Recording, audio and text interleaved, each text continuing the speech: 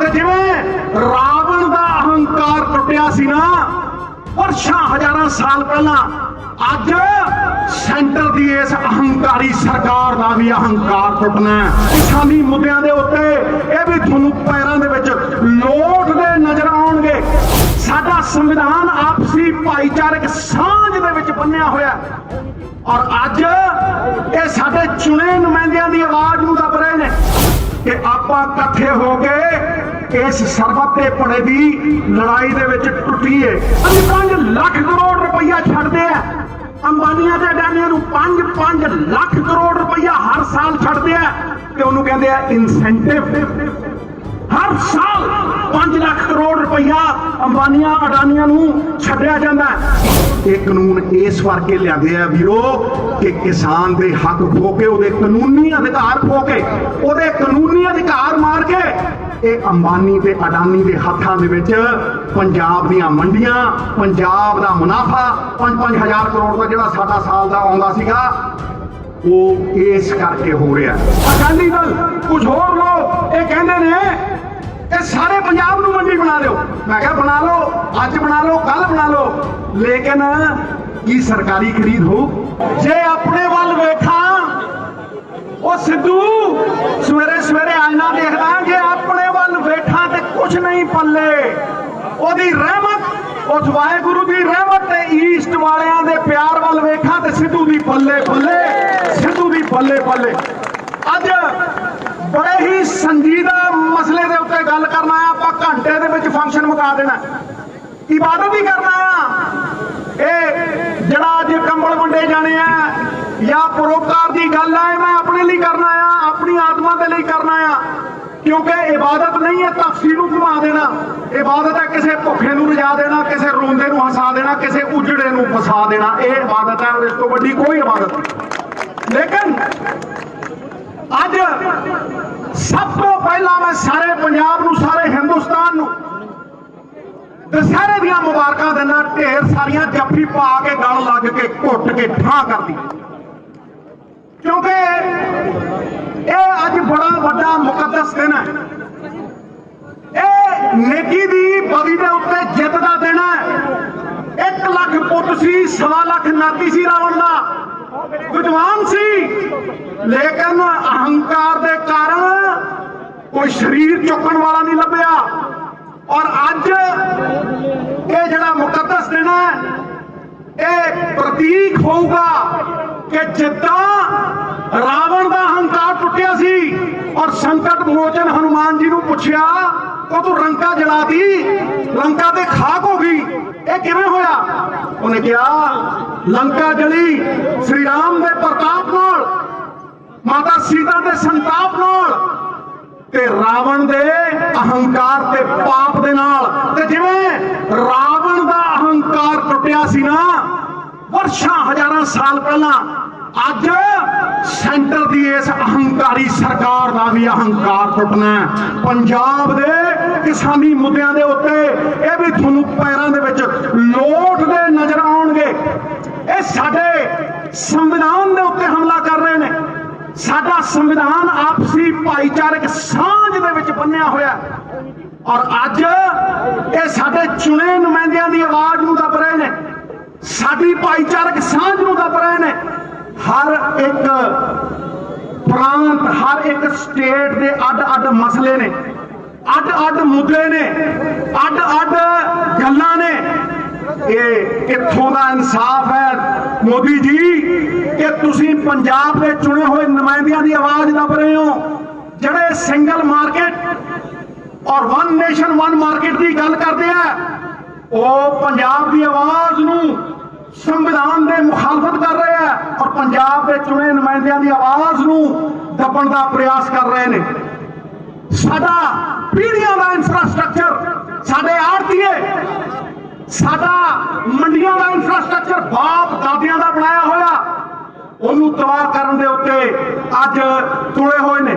ते मैं अज गगन दमामा बजाउणा, मैं अज इस गल का शंखनाद करदा कि आपां इकट्ठे हो के इस सरबत के भले की लड़ाई दे विच टुटीए और टुट के पईए और एक ऐसा मिसाल कायम करिए। मेरी गल नूं अज संजीदगी नाल सुनना, किसी ताड़ी की लोड़ नहीं, किसी नारे की लोड़ नहीं।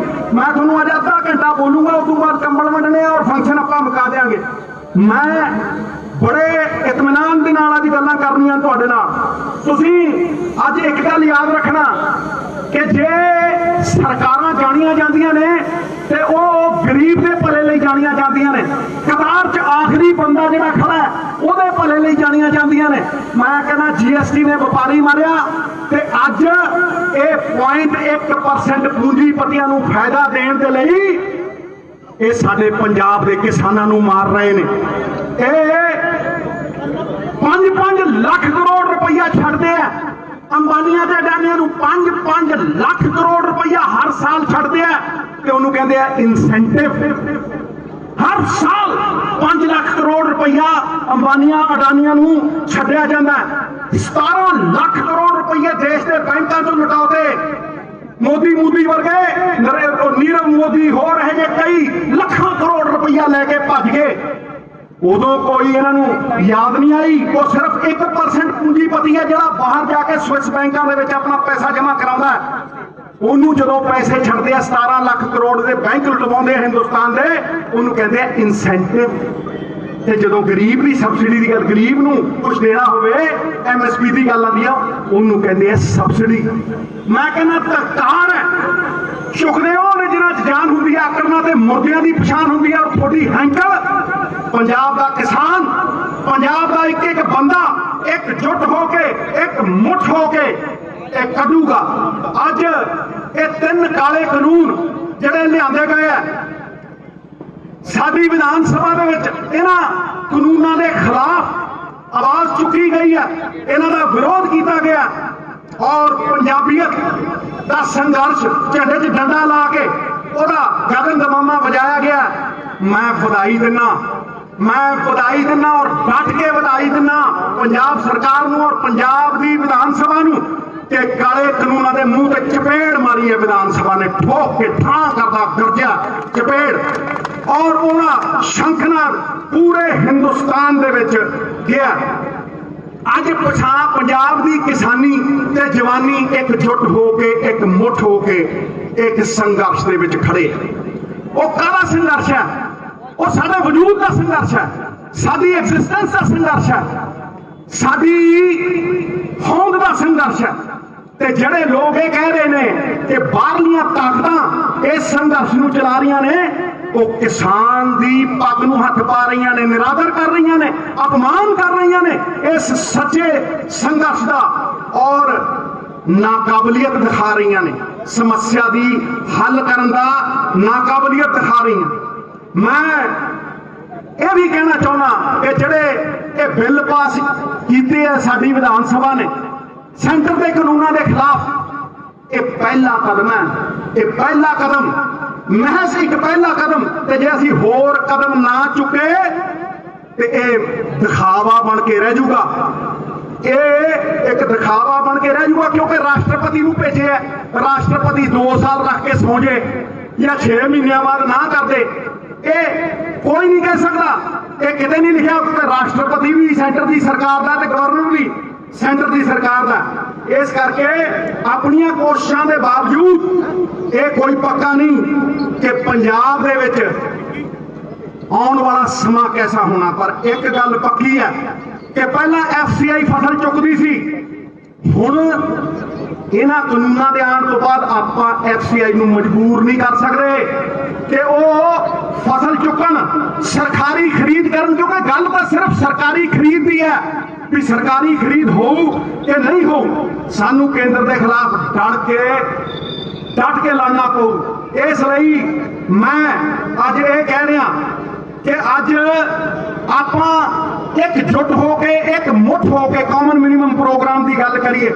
मैं बड़े टका के ये गल कह रहा कि अज इन्होंने ये कानून क्यों लिया, क्योंकि ई-नैम तो पहले ही सी।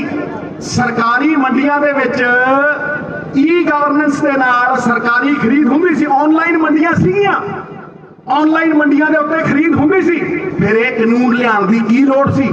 ਇਹ ਕਾਨੂੰਨ ਇਸ ਕਰਕੇ ਲਿਆਂਦੇ ਆ ਵੀਰੋ ਕਿ ਕਿਸਾਨ ਦੇ ਹੱਕ ਖੋ ਕੇ, ਉਹਦੇ ਕਾਨੂੰਨੀ ਅਧਿਕਾਰ ਖੋ ਕੇ, ਉਹਦੇ ਕਾਨੂੰਨੀ ਅਧਿਕਾਰ ਮਾਰ ਕੇ ਇਹ ਅੰਬਾਨੀ ਤੇ ਅਡਾਨੀ ਦੇ ਹੱਥਾਂ ਦੇ ਵਿੱਚ ਪੰਜਾਬ ਦੀਆਂ ਮੰਡੀਆਂ, ਪੰਜਾਬ ਦਾ ਮੁਨਾਫਾ 5-5 ਹਜ਼ਾਰ ਕਰੋੜ ਦਾ ਜਿਹੜਾ ਸਾਡਾ ਸਾਲ ਦਾ ਆਉਂਦਾ ਸੀਗਾ, ਉਹ ਇਸ ਕਰਕੇ ਹੋ ਰਿਹਾ।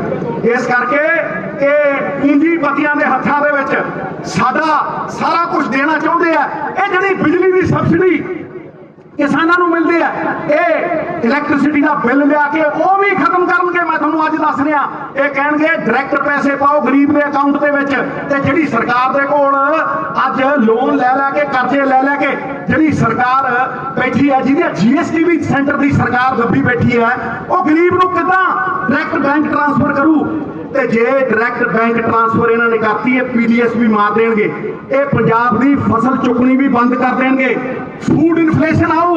ਧਿਆਨ ਨਾਲ ਮੇਰੀ ਗੱਲ ਨੂੰ ਸੁਣਿਓ, ਅੱਧਾ ਘੰਟਾ ਲੱਗਣਾ। ਮੈਨੂੰ ਪਤਾ ਹੈ ਗੱਲਾਂ ਬੜੀਆਂ ਗੁੱਝੀਆਂ ਨੇ, ਆਮ ਬੰਦਾ ਇਹਨਾਂ ਨੂੰ ਸਮਝਦਾ ਨਹੀਂ, ਪਰ ਜੇ ਆਮ ਆਦਮੀ ਸਮਝੂਗਾ ਤਾਂ ਹੀ ਆਪਾਂ ਇਸ ਹੱਕ ਦੀ ਆਵਾਜ਼ ਨੂੰ ਬੁਲੰਦ ਕਰ ਸਕਾਂਗੇ। ਮੈਂ ਅੱਜ ਕਹਿ ਰਿਹਾ ਕਿ ਮਹਿੰਗਾਈ ਆਊ, ਔਰ ਮਹਿੰਗਾਈ ਆਉਣ ਦੇ ਨਾਲ ਭੁੱਖਮਰੀ ਆਊ। ਕਿਵੇਂ ਆਊ? ਭੁੱਖਮਰੀ ਦਾ ਮਤਲਬ ਇਹ ਨਹੀਂ ਹੁੰਦਾ ਵੀ ਗੋਦਾਮਾਂ 'ਚ ਅਨਾਜ ਨਹੀਂ ਹੁੰਦੇ। ਗੋਦਾਮਾਂ 'ਚ ਅਨਾਜ ਹੁੰਦੇ ਆ।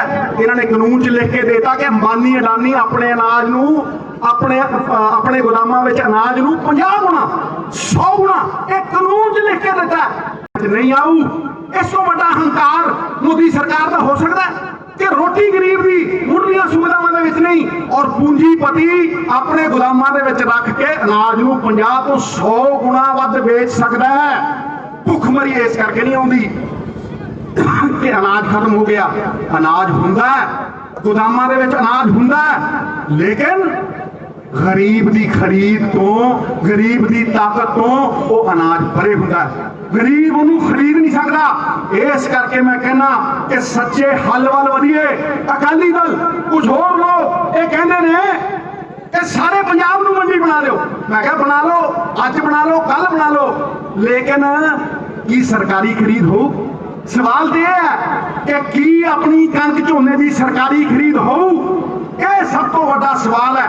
ਤੇ ਜੇ ਸਰਕਾਰੀ ਖਰੀਦ ਨਹੀਂ ਹੋ ਤੇ MSP ਕਿੱਥੋਂ ਆਊ? E5 ਚੈਨਲ ਪੰਜਾਬੀ ਹੁਣੇ ਸਬਸਕ੍ਰਾਈਬ ਕਰੋ, ਬੈਲ ਆਈਕਨ ਤੇ ਕਲਿੱਕ ਕਰੋ।